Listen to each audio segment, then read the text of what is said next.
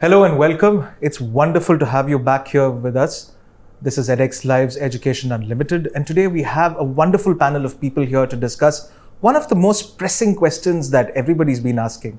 That's right, on September 1st, more than 10 states across India have opened their doors for schools to reopen, and children from grades 9 to 12 have returned. And might I add, very successfully at that, especially with a state like Tamil Nadu, we've had so many children and teachers come back, and it's been a truly inspiring homecoming experience for a lot of them. And to discuss a very, very intrinsic topic, back to school, how do we keep our kids from getting COVID? That's right, it's a question that is on every parent's mind. It's a question that's on every educationist's mind, because such is the loss that we've suffered over this last 17 months that the pandemic has ravaged us, that it's almost impossible to believe that here we are today, most of us vaccinated, thankfully, at a good place where this pandemic appears to be in recess.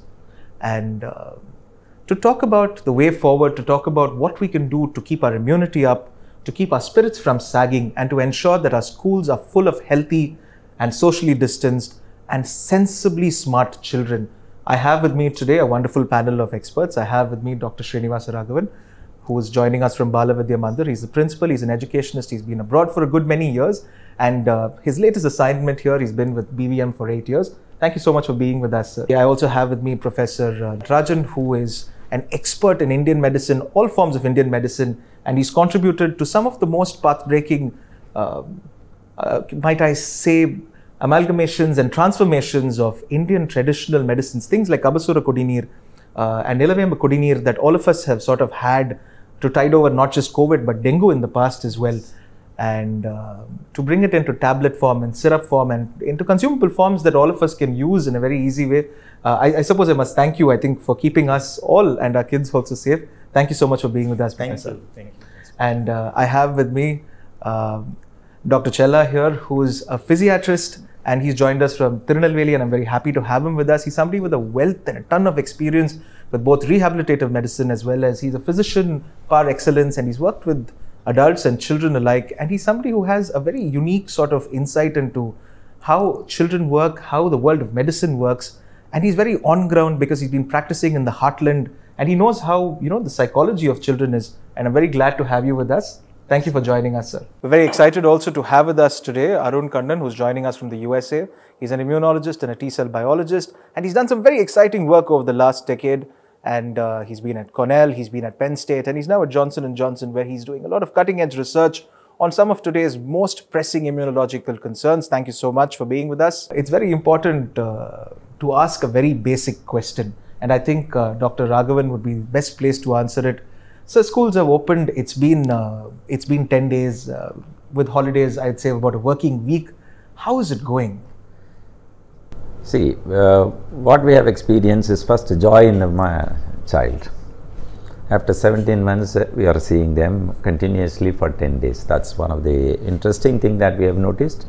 So I really thank God for providing this opportunity. And if you see that so far the things are in place, under control, and people are very responsible, in the sense children are more responsible.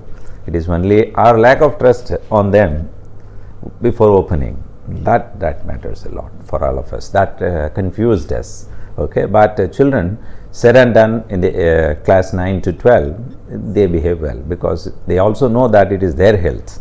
Okay, and they have understood the responsibility not to spread as much as possible.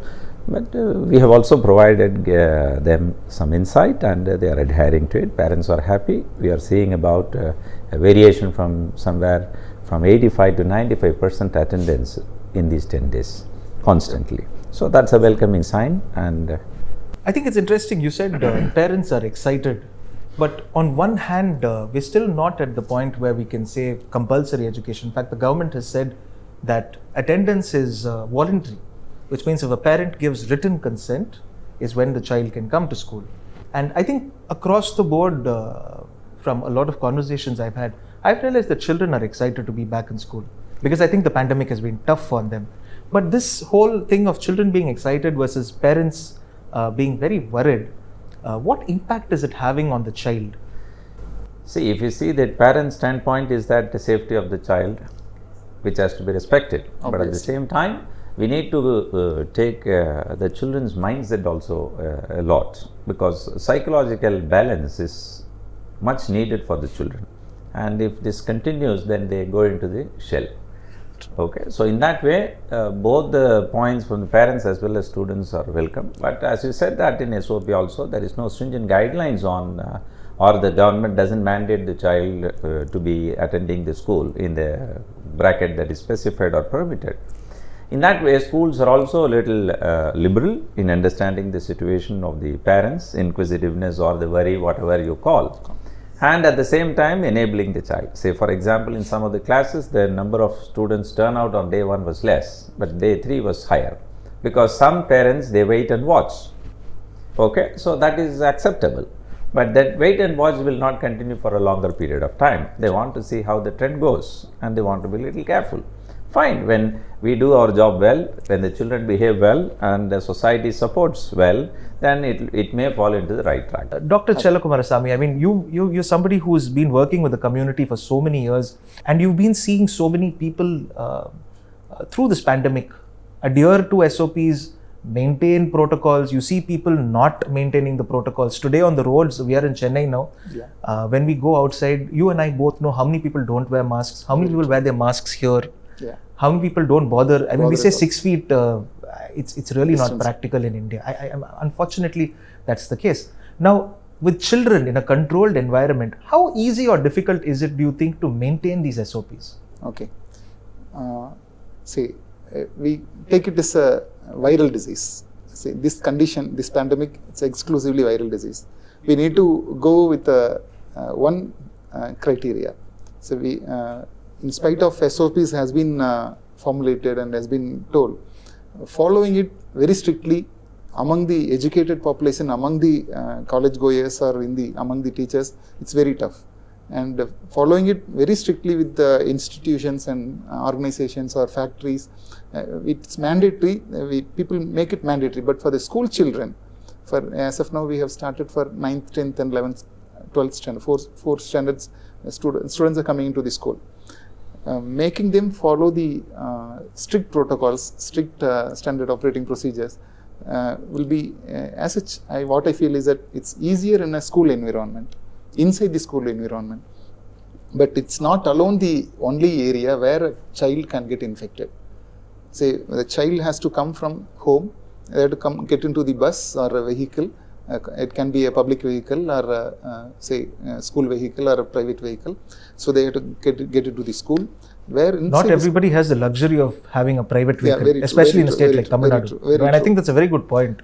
So these are the areas where SOPs cannot work.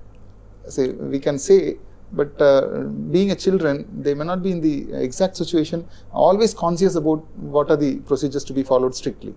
And once they come into the school, we have a very controlled environment where teachers can guide the students, giving them the space, adequate spacing, making them use the say mask and use the sanitizer or soap and water. Basic things can be followed. But even inside the school, there are areas where children will be having a very close contact. Say for example, during the intervals, they need to go to have a drinking water. There is a possibility that there is a crowding possible. Even one child, if is infected, can spread it to others. So it can be in a restroom, in a toilet area, where children clump together. And we have a time of only 15 minutes time. Say I'm just talking practically. So within that time, everyone will be going to the restroom and coming back. These are the areas we need to concentrate. To follow the SOPs, we have to break it into small pieces. So these are the points we need to be focusing. Say addressing the schools and institutions, make them provide a say for 9th standard, for example, just I am giving you a small example. 9th standard interval time should be 10 to 10:15 a.m. For 10th standard, it should be 10:15 to 10:30 a.m. So time can be spread out so that the interval time there is no crowding happens in the water, say drinking water area or in the restroom area or during the lunch hours. So for lunch can be for different timing for 9th standard students. Even if possible, for every sections, say 9th standard A section, particular timing for lunch hour, And providing, say in a city environment, it's very tough to provide a very spacious lunch room, lunch hall, or plenty of restrooms also. Say current day, about having space is a premium. Yeah, we know this. Yeah. So restroom, providing the students more restrooms, more spacious, more ventilated areas, and these are the small things which need to be concentrated. Which has been the most difficult SOP that to enforce among children in these last say 10 days? See, different school adopt different models. That is based on the facility available, they adopt different models. Some schools, they alternatively bring their children, say one class, say 9th and 10th today, 11 and 12 the next day, subsequent day. So 3 days in a week they visit the school. This is one model. Certain other schools, what they do is they take certain subjects alone in the school for maximum of 3 hours. Okay. 50% they come in the morning and 50% they come in the afternoon.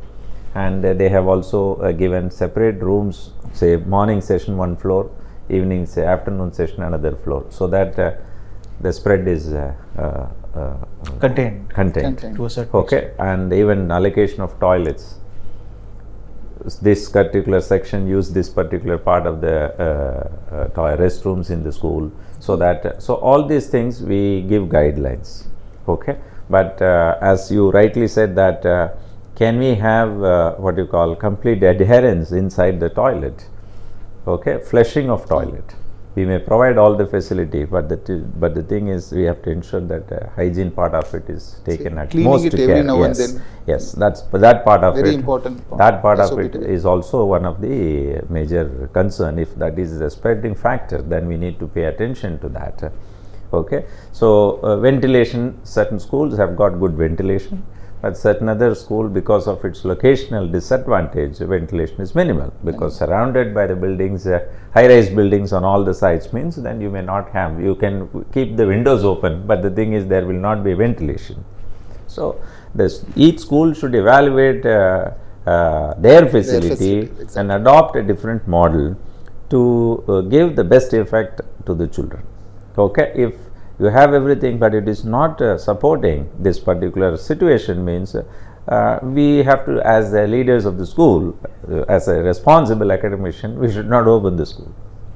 Okay, we should take the bold decision not to open the school because your facility doesn't match the requirements. Okay, that call has to be taken by the educationalist or the academician. Okay, so if everything is there but I don't open the organization or the school, means that is also a decision that prevents me to provide that opportunity for children to experience the joy once more. How long is a question, but the thing is, aren't we responsible to provide that joy? Okay, so that's also a question. So SOP is published, but effectively how far we go through the SOP and evaluate our own organization, and we need to, are we consulting with the people who understands the dynamics of the organization? That's very critical. Professor Natarajan, one of the most key discussions in all of this is when the pandemic started, people were talking about immunity and they always thought about adults. You know, when you say immunity, you think about people who are 45, you think about people who are 60 because they're the most vulnerable community.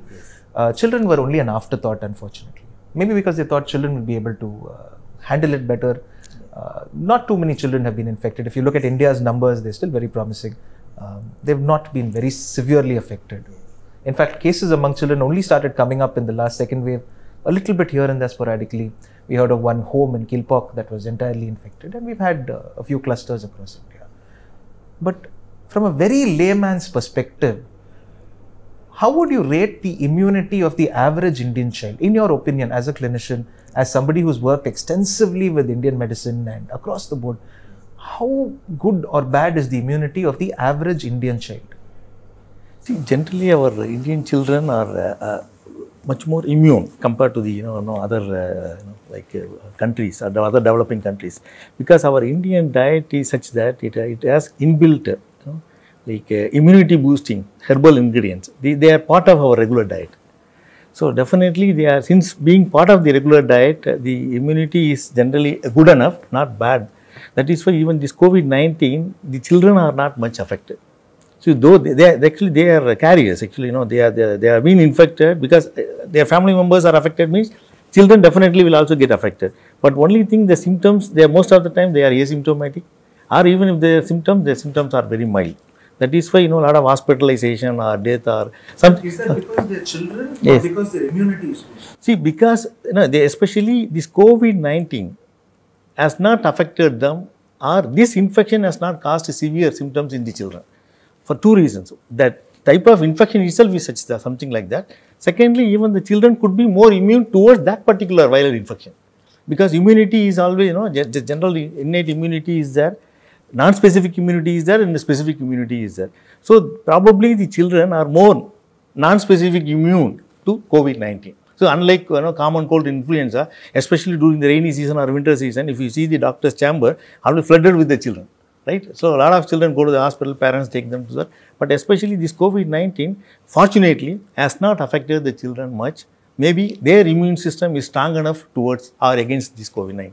What I'm coming to say is that get the children vaccinated as quick as possible. Say 12 to 18 years age group, get them vaccinated.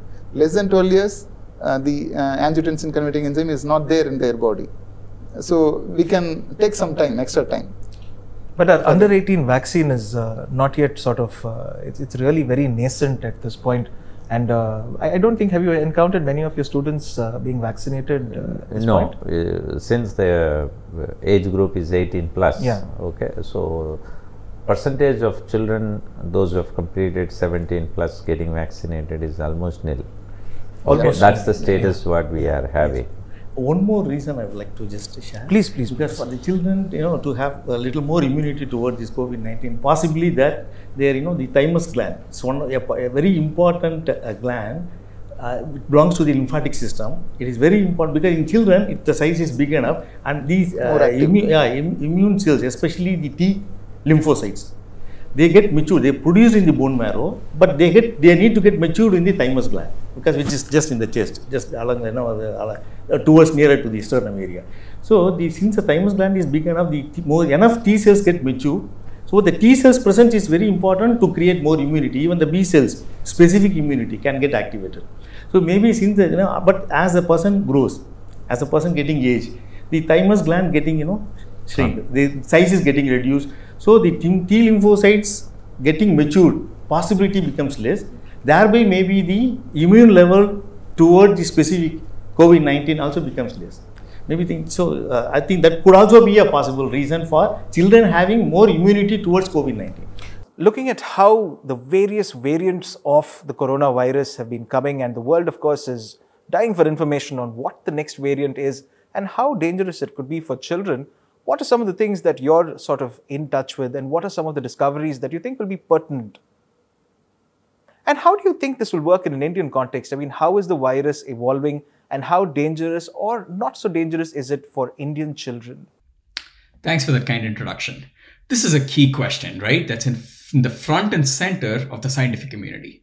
Before I answer this question, I just want to quickly contextualize the difficulty we're facing.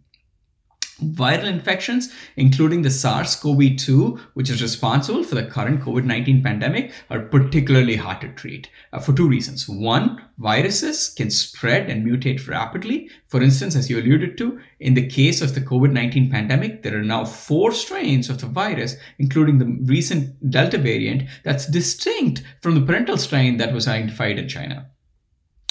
Two, there is an added layer of complexity around the fact that most viral infections also results in an inappropriate immune response, resulting in inflammation that can, in some cases, cause fatal organ damage. In the case of COVID, we know there can be lung, heart, and brain damage. So a productive antiviral therapy requires a delicate balance between supporting the immune system to fight the virus while protecting against overt inflammation that can be extremely harmful for us.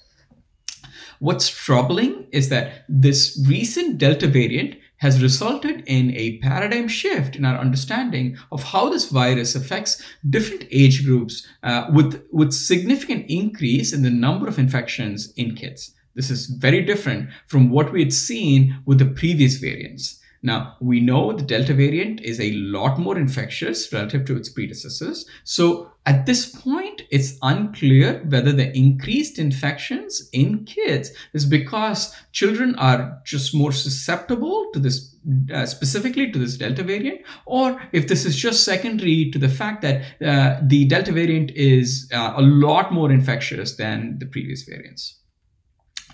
Regardless, there is no evidence to date that would suggest that Indian kids are more or less susceptible to the virus. Unfortunately, what we can say with certainty, though, is that now with the Delta variant, kids in general are just as susceptible as adults to the virus. So we have to stick to our learnings from the past year and a half or so and use multiple strategies, including vaccination, masking, physical distancing, along with disinfection, contact tracing, and quarantining to stay safe. This cannot be a one and done kind of approach. I'm a parent as well, right? So this is very personal and real to me. Like most parents, I am concerned about the increased exposure as our kids get back into the classroom. But I also recognize how absolutely critical in-person learning is to our kids' development. So I'm hoping these tiered approaches, which have proven to work, will continue to help us be safe against any outbreaks and any subsequent variants we might have to deal with.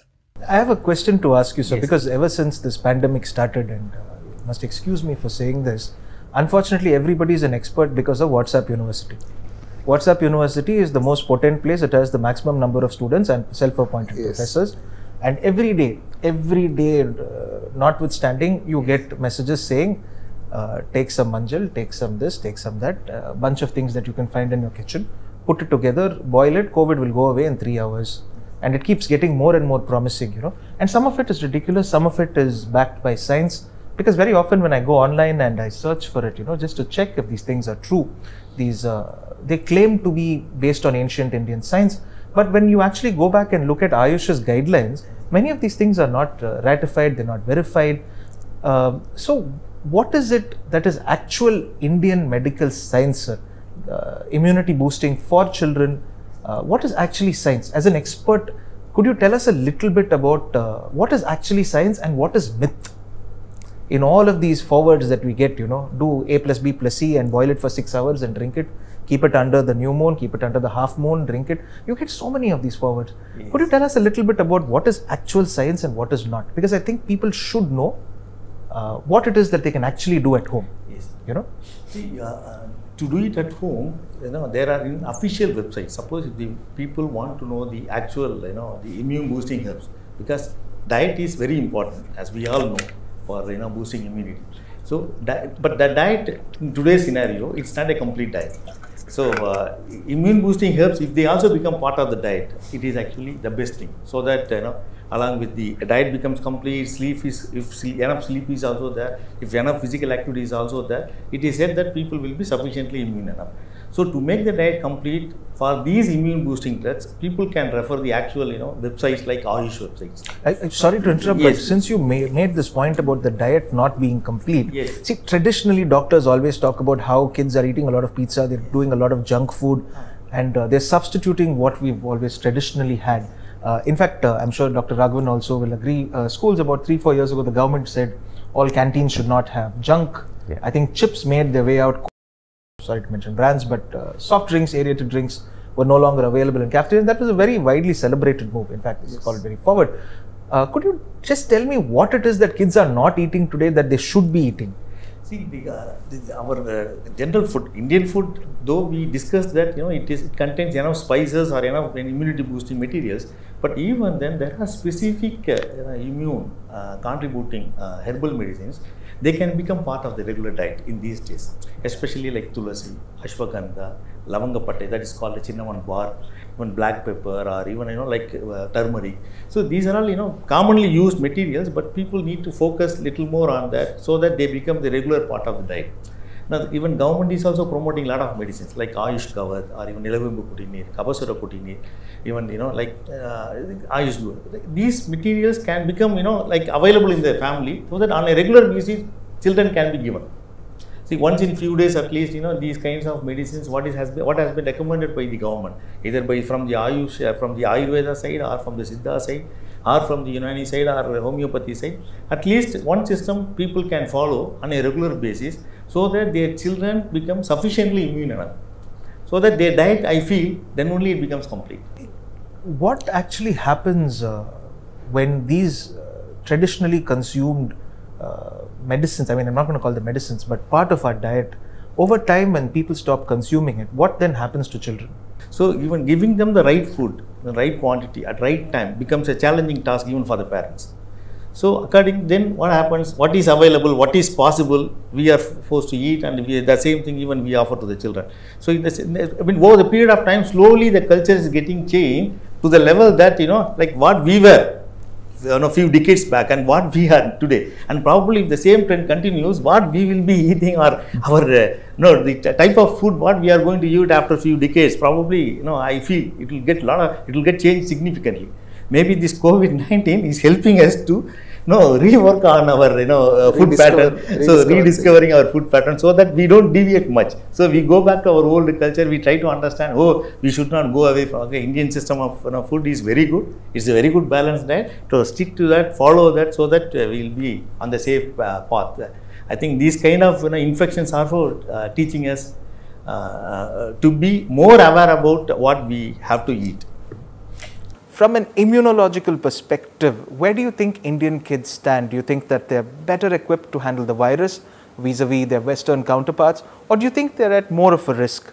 As an immunologist, one of my favorite scientific hypotheses of all time is called the hygiene hypothesis, which states that individuals who are exposed to a wide array of pathogens in their early life develop a strong immune system, mainly because they start to train their immune system against different types of pathogens, including viruses, bacteria, fungi, etc. There is now decades of real-world evidence to support this hypothesis, and most relevant to our discussion today, we know for a fact that Indian kids do fight certain infections, including viral infections, better and are relatively less prone to allergies, mainly because we think Indian kids are usually exposed to a lot more pathogens in their early life relative to the Western kids.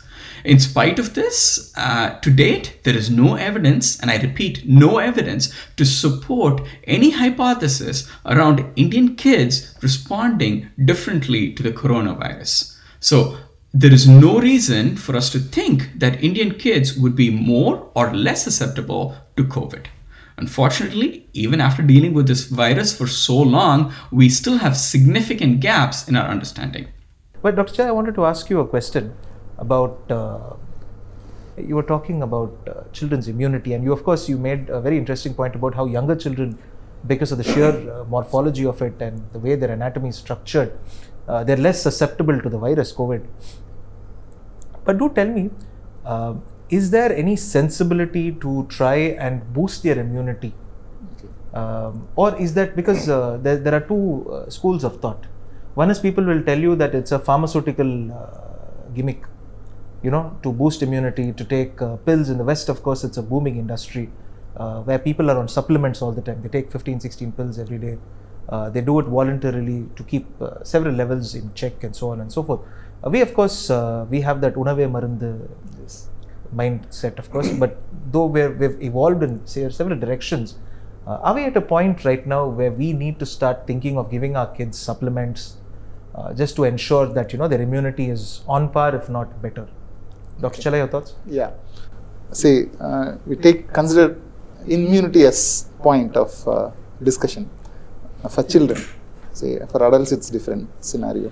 For children, say most children are backed up with the parental care. So most time they always get a adequate nutrition. Say for people who are in the move, they may not have adequate nutrition in a proper manner. For children, most time they get a proper nutrition from their house. For people who are really underprivileged and who are dependent on the noon meal food, and in Tamil Nadu, considering the scenario in Tamil Nadu, say they need most underprivileged children are malnourished. Say protein is the important component in food which helps in boosting the immunity. So macronutrients part, carbon, protein and fat. Protein plays a major role. So adequate protein intake is the first point for any children to develop their basic immunity. And more say don't load the children with protein, but they need a adequate protein supplement. Call it as say either multivitamins or the say trace elements, which are all which we there is a requirement for this thing, because the enzymes need to say set right the immune levels in the system. Say let it be T cell mediated immunity or B cell mediated immunity, whatever the thing happens inside. See, it requires everything has to be put it in our mouth only. So considering the macronutrients, they play a major role. Additionally, only these supplements play a major role, say a minor role. All the immune boosting mechanisms, all the herbs we say it can help us to boost the immunity. All the nutraceutical products are the supplements which are going to help the children to boost the immunity. Yes, it's in the minor level only. Scientific evidence, it's very less as of now, but it's coming up in a very big manner. Say macronutrients need to be taken care first.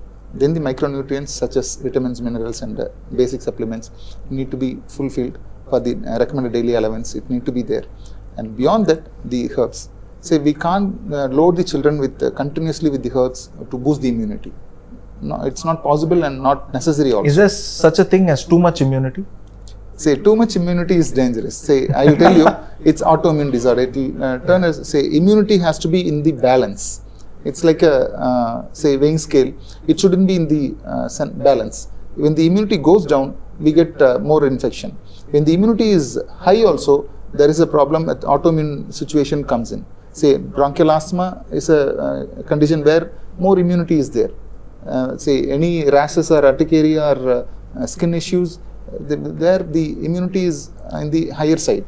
So these are the situations, and even you can take rheumatoid arthritis, you can take any other disorders where even the immune levels, immune levels are more. It's going to cause damage to our system. For children, it's going to be more dangerous also. So it has to be in balance. So make sure there is no low immunity, make sure there is no high immunity. The balance has to be straight. What to do? The macronutrients are the first component. Second is the micronutrients. Third is the herbs, which will help, which need to help the children to prevent them from getting the infections in the right time. Don't load them with say continuous supplements. Balance has to be struck in a right manner. Scientifically, I am speaking, and there is no scientific evidence that boosting immunity is far different from holding the immune balance level is very, very crucial. I think that's a very honest perspective, you know, whether it is allopathic, whether it is Indian, whether it's Siddha, Ayurveda, Unani, whatever it is. Yes. I think balance is key. Yes. I think balance is the key everywhere. And unfortunately, I think balance is also an Indian disease. We take too less, too late sometimes, or too much too fast sometimes. True. Professor Natarajan, your thoughts? Like Dr. Chella said, like the food, the macronutrients, micronutrients, they are very, very important. Like protein, carbohydrate, fat, and then the other vitamins, minerals. Of course, they are the main components of our food. They have to be there. That is why we take not only the protein, carbohydrate, fat, we also take a lot of vegetables and fruits. Because a lot of vegetables and fruits, they have to become the part of the diet because they provide enough vitamins and nutrients as well as minerals. But when they are not sufficient enough, of course, when the people, not taking the balanced diet for various reasons, of course, a multivitamin or multimineral, whatever is promoted these days, can be taken, once in a few days, once in 2 days, or once in 3 days, weekly. So like that, I feel they can become a part of the diet, at least during this situation. Okay. But along with that, some immunity boosting herbs, they can also be taken once in a few days, or at least little bit on a daily basis. I feel that by taking them on a regular basis during this period helps both the children as well as their parents to a reasonably good extent, so that their immunity system it is not becoming less at least. But using these herbal medicines should be in an appropriate way, not too much excess, because even herbal medicines they have to be used cautiously. So either the pure herbs, if they buy it and they have to be processed in such a way that they take enough dose, or if they buy the product they have to know what product they take it. According to the directions given, they have to make use of it. Going forward, people are talking about vaccination as the only way forward, and medical experts across the board do believe that there isn't really a more viable alternative. When do you think the vaccination load will ever stop? And do you believe that there's ever going to be an end to the COVID pandemic in as much as newer strains and herd immunity? What's your take as an immunologist? Couldn't agree more, right? Vaccination is our only way out of this pandemic. I know this concept of herd immunity gets tossed around frequently, but what gets lost sometimes in these conversations is that there are two key pillars to achieving herd immunity, which is basically us as at the population level being not susceptible or being immune to the virus, right? We don't get affected by the virus. One pillar is that to have a good proportion of our population being exposed to and recover from the infection. That way, that proportion of the population is not susceptible to the virus. And the other key pillar is actually vaccination. So far, we've never been able to achieve herd immunity against any infection without a successful vaccination campaign. Now, the threshold for herd immunity varies from infection, and for instance, this is over 95% for measles, but only about 80% for polio. For COVID, the general consensus in the field is that the herd immunity threshold is between 80 to 90%, which means that we need to get 80 to 90% of our population either vaccinated or respond to the virus and recover from the viral infection. Now, that's a high number, right? So we unfortunately have to come to terms with the fact that this is not going to end tomorrow. And there is considerable uncertainty still around when it might actually end. Also, importantly, not all communities and not all states will reach this threshold at the same time. In fact, a number of experts predict that this pandemic could actually turn into an endemic, which means that we just have to learn to live with the coronavirus, much like we've learned to live with the influenza virus or the virus that causes the common cold. So our best strategy for now is to follow the guidelines of our healthcare professionals and support our immune system health in every possible way that we can. Among the SOPs and the various things that the government has been telling us, both the center as well as the state, there are two aspects that they hope that schools can sort of reach these kids. One is, of course, the physical aspect, and that is, I think, somewhere hampered because sports and games have been curtailed, right? Physically, we're not able to do much with them. I mean, we're at a very nascent stage of reopening right now. But I think considering they've had so many months of inactivity, and the fact that they still can't really get on the field, there's no sports happening, there's no games happening. I think parks and gymnasiums and so on are largely still just getting back into the groove, so to speak. So their physical development is sort of hampered. The other aspect, of course, is the mental impact that COVID has had on them. And I think the government has been saying, make sure they have access to counselors and teachers who can advise them to sort of beat depression and things like that. What is the scenario that you have seen, and where do you see this progressing in the next, say, 3 to 4 months? The point is very right, that we are able to give only the mental solace part of it, and it is not possible to give physical activity at all inside the school premises at this moment, not because of protocol, but to ensure the safety better. Okay, you need to think in that way. Yes. If you can't have sports without you cannot. And secondly is that the school environment in Indian scenario is not suitable for COVID protective activities at all. Even the classrooms are designed not for COVID. Okay. So hardly 1 or 2 schools here and there may have, but by and large the old schools which were there for a decade and above will not have such kind of environment. And if you see that even the mental aspect of it, I think all the schools are supposed to have a qualified counselor rather than a certified counselor. Okay, and it is a correct time to take this impetus and drive this. Okay, so all these years we didn't have all these things are fine, but henceforth it is mandatory to have a qualified counselor who can do the job on the floor well. And the job of the counselor is not just to counsel the children, but they need to counsel the parents, they need to counsel the teachers, they need to counsel the children. And there are two types of counseling. One is a group counseling, and another is individual counseling. Group counseling should be done as a proactive measure to educate the stakeholders, and it should have been done by this time. Okay, if not, we have to organization should catch up and do it. That's a group counseling. And a specific problem faced by a parent or the child or the teacher should also be addressed. Okay, so a lot of investment on counseling must be done. It's need of the hour. Okay, teachers do have problem because they have family issues, and in addition to that they have to handle the class. Okay, household issues are there, family issues are there, and they do have COVID issues, and they all are managing, and that causes stress for the parent, for the teachers, for others. So, and once the counseling part of it is disseminated to the stakeholders, and the stakeholders as a lay counselor, they can take care of large numbers. As a preliminary level, these lay counselors, I am not a qualified counselor, but I am a lay counselor, okay, in the sense that I know counseling a little bit out of experience, okay, time tested, and we grab from others and we try to put it in practice. In the same manner, everybody can become a counselor to a certain extent, and that will reduce the burden on the less number of counselors available in the organizations.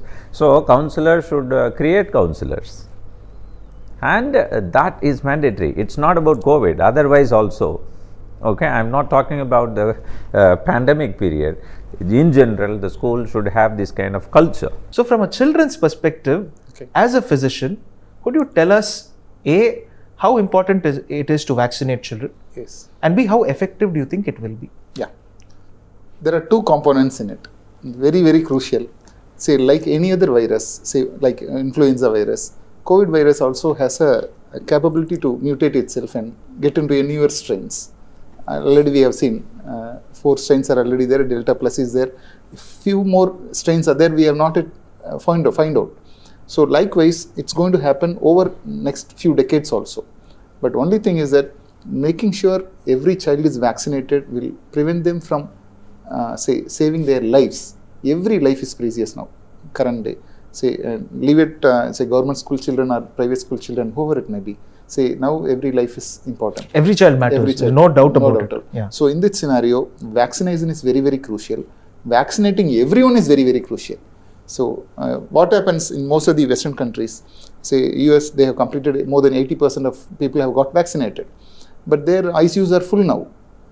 Where is the issue? The remaining 20% of population who are not vaccinated, maybe that out of them also few of them would have got the herd immunity. They got infected and got the immunity by themselves. The remaining people are now in the target people for the COVID-19. So they have opened up everything. They are not doing any SOPs. They are not following anything. Mask is open now. They are free to roam around. And these are the small percentage of people who have made the infection more virulent now. And newer variants will come now. Newer variants will come, newer strains will come up now. Same situation in, say, for the children's. They need to get vaccinated to save lives. And a person who have got vaccinated, there is a possibility they will get infected with newer strains also. And this, over a period of time, we will come into a comfortable mindset that we need to vaccinate now and then. This will be, this will happen. Inevitable. That's inevitable. What all medical professionals are saying. Right. This is inevitable, and this will happen also. And as of now, personally, it's my personal view, getting vaccinated will prevent number of deaths. Say, people will get infected, reinfected, but the same virus, same protein is there already exposed to the immune system. So it can combat even for children. So the severity of it will be much less. The inflammatory response will come, will be less, so that there won't be any death. Even if it is there, it will be very minimal. Then a lot more less percentage than what is happening now. So vaccination is the crucial thing to get save lives for even for children, school going children. So exactly for children less than say 8th standard, we need to wait for the scenario where everyone gets vaccinated properly, then leave them to the school so that they can be a real school. Let it not be a jail for them. And for persons who are in the adolescence, they need vaccination. It's mandatory from my side. I'm talking science. So vaccination will save lives and prevent further deaths because of COVID-19. And newer strains, let it come, but still it can, already they are exposed to a vaccine, the previous strains, so that it will make sure the immune system will be ready to respond to the newer strains also. The impact will be far, far less. So this is one very important point we need to follow, and it might take another about, as of now we have completed about 70 crore people vaccination. Yes. It's not possible for 100% vaccination in our country. Say people in the non-reachable area, there are people who are against vaccination also. I don't vaccinate. There are particular group of people there, and this mindset need to be broken. As of a physician, as of a doctor, I just want to convey, make sure each and every human being get vaccinated. Just compare the scenario of polio. So I am a rehabilitation specialist. I have seen innumerable number of post-polio residual paralysis. So if at all the polio vaccine has never been invented, most of us would have been with very severe physical deformities, or even we would have lost life also.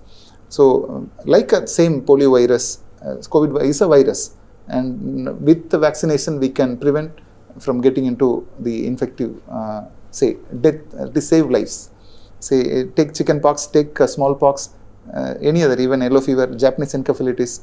We have got vaccinations, and based on the viral infection. Say bacterial, it's different. So for this, considering this as a very crucial, vaccination is important, and making ourselves immunely stable and balanced with all other South Indian food style, South Indian. We have adequate herbs in our in our environment, and utilize it properly, rationally, to make sure children are they are safeguarded with adequate immune levels, and let us face the COVID in coming years. But as of now, as much as possible, vaccinate yourself, particularly the parents and grandparents. Make sure you are vaccinated before sending your children to school. The ICMR chief was asked when our first 2 vaccines got approved. There was a lot of talk about why they rushed through the paperwork and didn't sort of wait for months. The general protocol is to 3 months, X number of rounds of clinical testing before it's approved, and there's a pipeline for this. But they pushed this through in a matter of days, especially SII, and they got the approvals very fast, and they started the production line in record time. And the ICMR chief was asked in one of his interactions, they said, how can you justify, negligent medical process in getting these vaccines approved? So he said, in India, it's a matter of numbers. If I want to curb the number of deaths, I give them something with this much of efficacy. If I give this many people, a significant number of people are less likely to die. It's better than giving them a 100% efficient vaccine. I'm giving them a 77% efficient vaccine right now. And in a country like India, I can never hope to hit that 100% in time to save so many people, and I think that has saved lives. Yes, definitely. And I think that's a remarkably progressive approach, and I think we have to have progressive approaches to go forward as well. Just to conclude, Professor, can I ask you, since you're an expert with Indian medicines across the board, could you tell us and tell parents and children and everybody else out there 3 things that they can do if they're infected with COVID, but not severely enough to land them in hospital?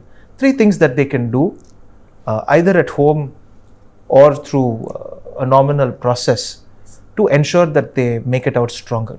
In your experience, 3 things. So, in case if they get infected, if there are symptoms like COVID-19 like symptoms, then they can definitely make use of products like Nilavembu Kudineer or Kabasura Kudineer. Suppose if they have more cough, sputum, then they can go for Kabasura Kudineer. If the fever is high, body pain is more, headache is more, something like that, then they can make use of Nilavembu Kudineer. So they can make use of it. Even there is actually in Ayurveda, there is also Shuddhasana Vati. So Maha Shuddhasana tablet is there, Shuddhasana Churnam is there. They also contain the key ingredients like Nilavembu. Now that Nilavembu, we need to know about it. That actually, whatever the products I quoted just now, The main ingredient is Nilavembu. In Sanskrit, the name is Kalamegha, Kalmegh. Kalmegh, because why they kept that name actually, I try to understand that. Megh means Megham, cloud. Kalmegh means when the cloud becomes black, it means it's a time to rain, right? So those days, our ancestors, they have even given the name to the plant in such a way that how to remember the plant, how to use the plant, when we need the plant. So when it is a rainy season, it means these kind of communicable diseases becomes more chances, right? So especially these kind of respiratory tract infections, like common cold or influenza, these kind of infections, the occurrence becomes more. So they suggested that this kind of Kalmegh, and actual Nilavembu name itself is Kalmegh in Sanskrit. So they can make use of any of these products. For prevention sake, they can make use of even Tipili Rasayanam, Nisiddha, it is available. Ashwagandha Legam, it is available. Chavanprash in Ayurveda, it is available. They can make use of it on a daily basis, they can give it to the children. Even they can also take it. So for prevention purpose or even for treatment, we have wonderful medicines.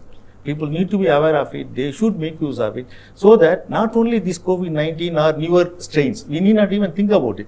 Even the Nipah virus, it started coming now. Even there is even dengue, we keep reading in the papers, it's again coming back. So any kind of viral infection, the best thing is raise your immunity, so that we become sufficiently immune enough to face any kind of infection. In case if we get infected, of course, according to the symptoms, we need to make use of other medicines also together. Yes. Fantastic, and I think that's a good place to leave this discussion on a note of optimism. Important point I just want to add on to this. See, what Dr. Natarajan has told, we need to differentiate the COVID infection into different stages. See, in the nasal stage, in the initial day 1 or day 1 to day 3, you can use say Ayurvedic preparations very comfortably, so that it doesn't get into the second stage. Yes, correct. So nasopharyngeal stage, these are the places where they can do it at home in itself. Yes. There is no need for them to get into. But once it crosses the stage, then you require proper medical care to save the life. So initial stage, it's so that everyone can be get acquainted with the herbs and all these things. Get safeguarded in the initial stage itself. That's very, very crucial. Timing is essential. Timing is very important. Well, let's hope we all catch these signs on time. And we hope that we reach a stage where we're able to be back in school, children are able to experience normalcy again. And we really hope that the country and the world is in a healthier place. Hopefully a year or two down the line, COVID will be just like the common cold. I know it's wishful thinking given the year and a half that we've had. But we really hope, and I know that everybody here agrees with me, that the world is a better place, it's a healthier place, and it's a place where children are happy and wholesome again. Yeah. Thank you very much, gentlemen. It's been wonderful having you with us. If you have any questions at all regarding medicine, regarding alternative medicine, Indian medicine, or even the state of schools today, we'd love to take your questions. Do leave us a question on our social media handles, and we'll be happy to answer them for you. Thank you very much. Stay safe, mask up, get vaccinated, and have a wonderful day. Thank you. Thank you. Thank you.